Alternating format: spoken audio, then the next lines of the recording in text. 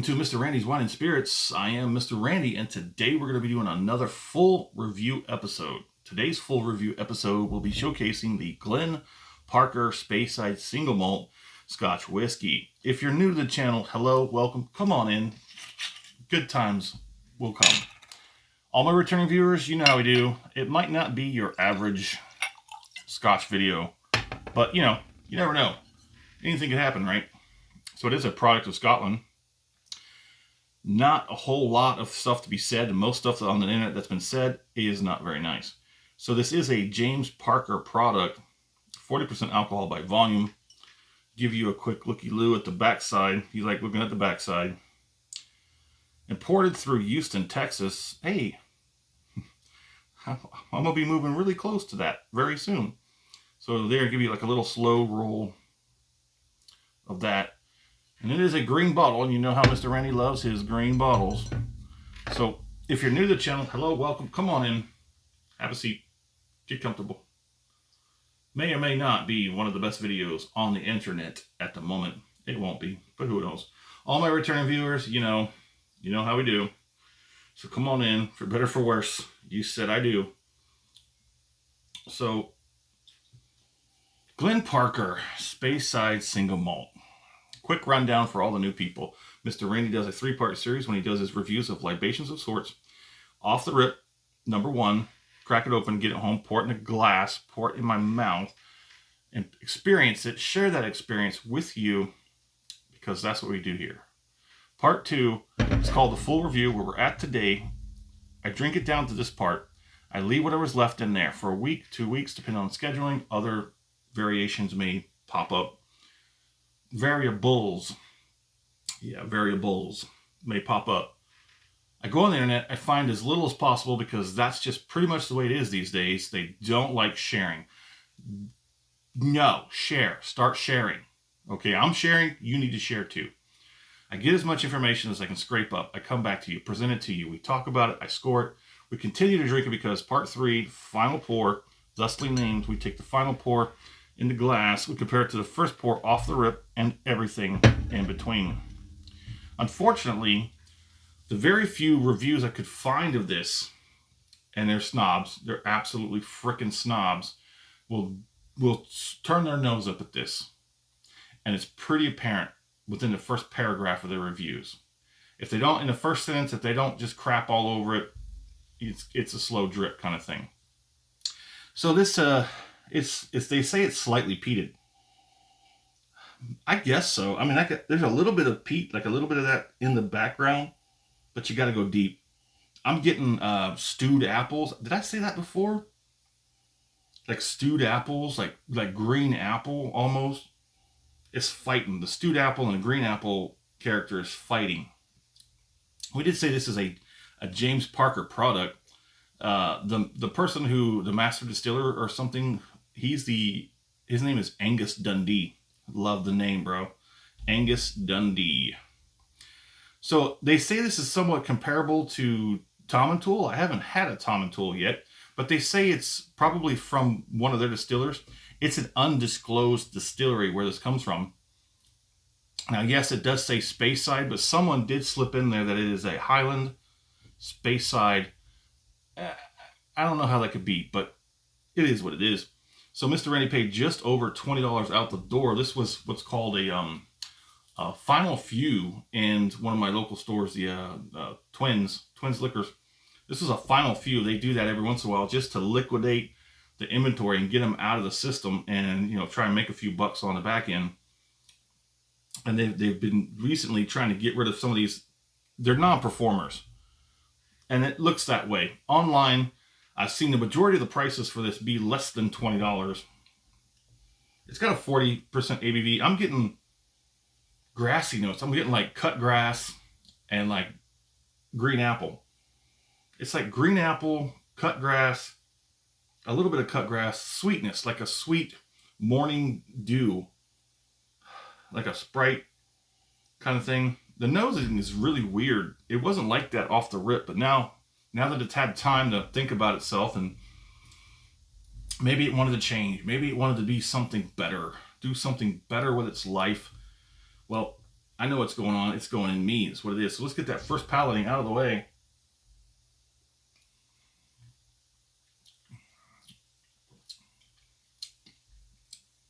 Well, the first palate, I can tell you, is not bad at all. A lot of people roast this for its initial tasting and flavor. There are several things I agree on, and several things I think they're being a little too harsh about. Not a whole lot of information coming out of this. I wonder, I mean, they give you information. They say they're sold by James Parker, and the distiller is, or the person who created it or distilled it or whatnot, is Angus Dundee. So I guess you'd have to track down Angus and see what he has to say. This looks to me like it could be a sourced whiskey. It's got that kind of look to it, you know, the labeling and all. It's got a good label. I mean, it does look cheap. The labeling, I mean, it's nice. It's got good colors and all snazzy jazzy and whatnot, but it does kind of come off as cheap. Even though it looks nice, it still kind of comes off as cheap. It's inexpensive as far as I'm concerned, and it's kind of good. So let's get that second palate and let's talk about it.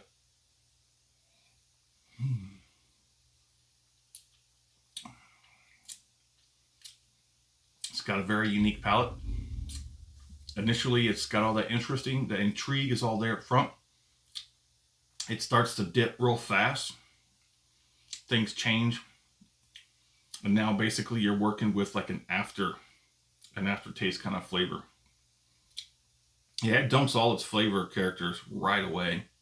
That is one thing I agree on with most of these reviews. It dumps its flavor quickly. As far as effects go, I'm only getting a little something on the very back of the tongue. Not in the very back where the heat builds up, but on the back of the tongue. It's kind of unusual because I haven't gotten that before. Tip of the tongue is a little bit of something. I could feel something going on there, but not a whole lot. Let me do one more.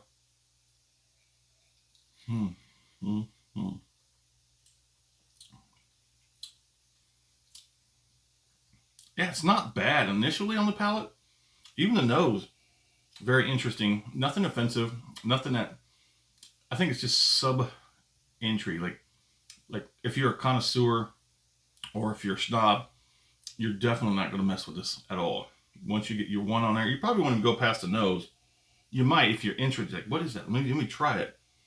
If you're willing to go that far, you might be disappointed. It's not bad. I think it's not bad for an inexpensive sub $20 Scotch. Let's go ahead and do this finish.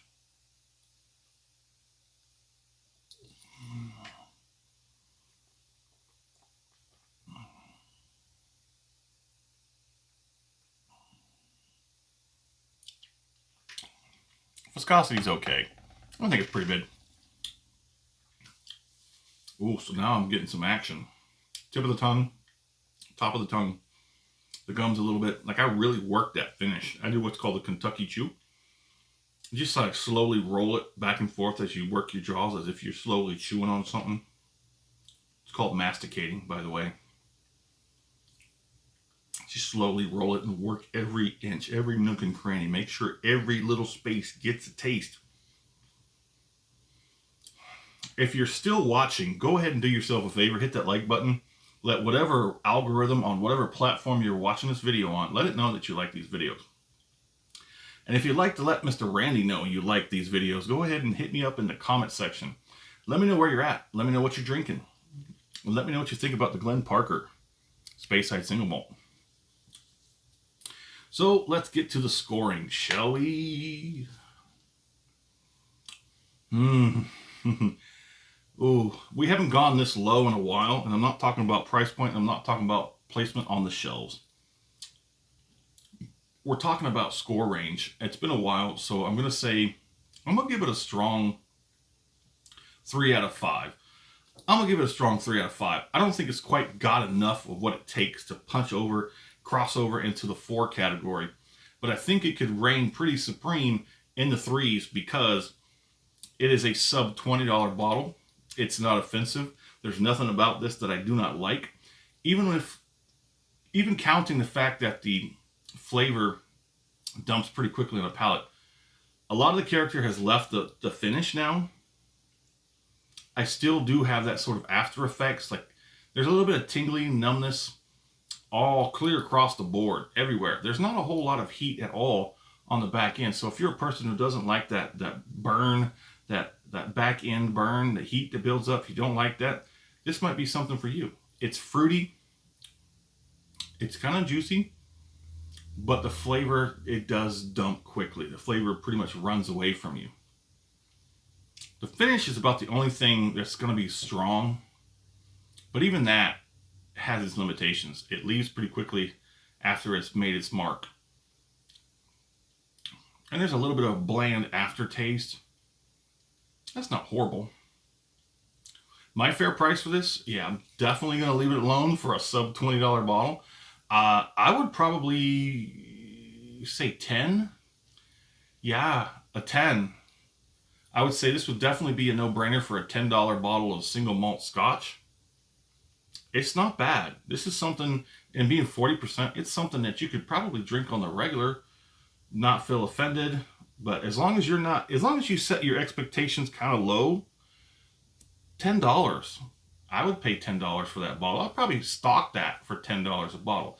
Not something I'm trying to impress anybody with, but definitely something you could drink easy, no brainer. You want to have a Scotch.